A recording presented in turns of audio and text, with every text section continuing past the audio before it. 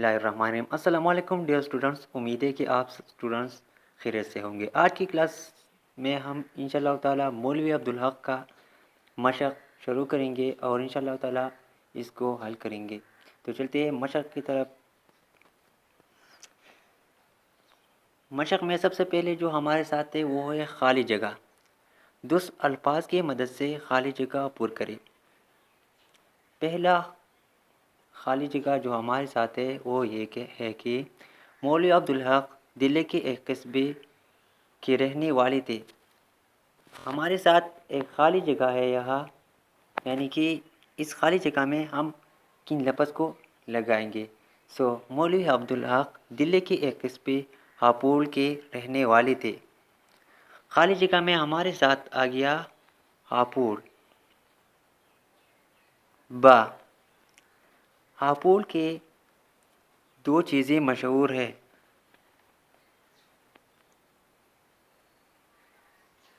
ہاپوڑ کی 2 چیزیں مشہور تھی، پاپڑ اور خالی جگہ جو ہمارے ساتھ ہے وہ اس میں ہم کون سا لفظ کو لگائیں گے؟ تو اس میں ہمارے ساتھ آتا ہے مولوی عبدالحق۔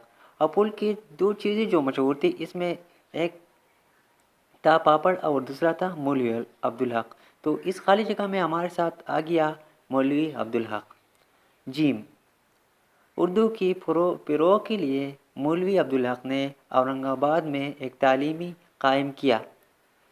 ایک تعلیمی کیا چیز قائم کیا تھا؟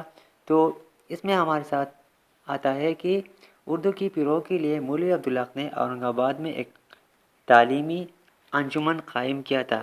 ہمارے ساتھ خالی جگہ میں آ گیا انجمن۔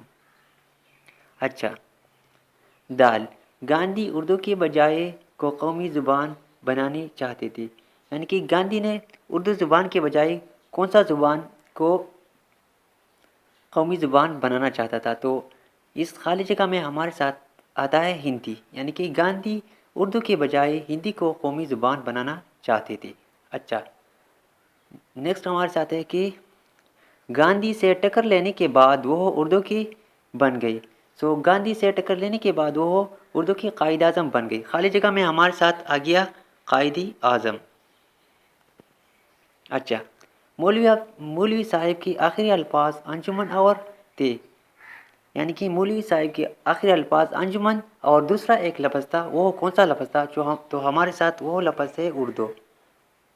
خالی جگہ میں ہمارے ساتھ آ گیا اردو، یعنی کہ مولوی صاحب کی آخری الفاظ انجمن اور اردو تھے۔ اچھا، تو یہ تھی خالی جگہ جو ہم نے پور کی یہاں، اور نیکسٹ سوال جو ہمارے ساتھ ہے وہ ہے مختصر سوالات اور اس کا جوابات۔ اس جوابات کا لنک ڈسکرپشن میں موجود ہے، آپ اس پر کلک کر کے دیکھ سکتے ہیں۔